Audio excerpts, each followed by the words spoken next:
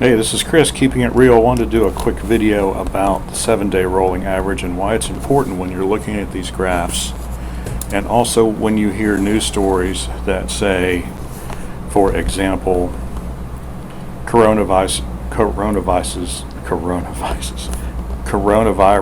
confirmed cases have jumped X number of hundreds of people to an all-time high. And I don't like those kinds of misleading news stories, so I just want to talk about 7-day rolling average and why it's important to keep that in mind, and to really have that be the thing you pay attention to as you're trying to evaluate what's going on with this virus wherever you happen to live.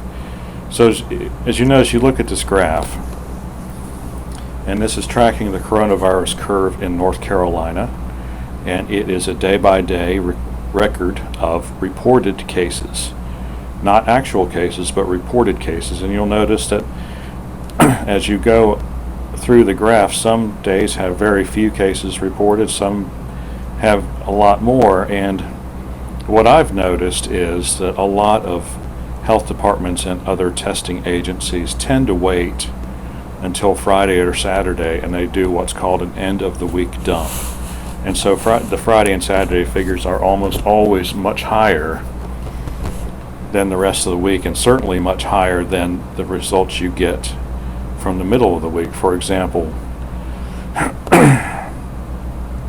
July 11th was last Saturday, so we had a Saturday dump, and then Friday, Thursday, but then look at Wednesday, Tuesday, Monday, Sunday, and the previous Saturday. So,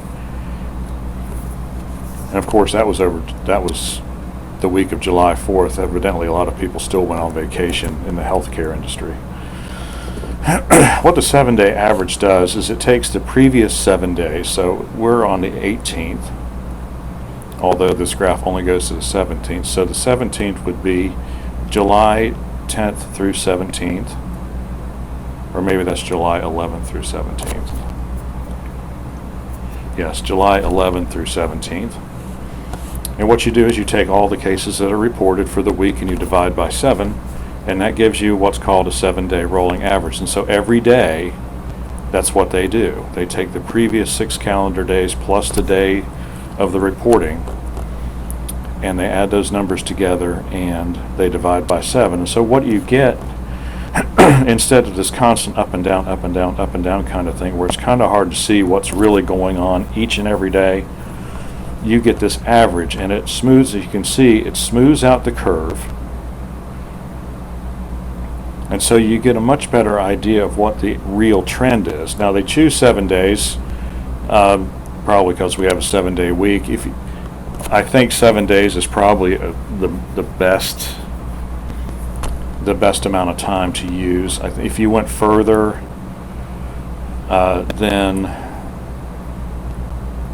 the graph would be smoother, but it might not be all that responsive.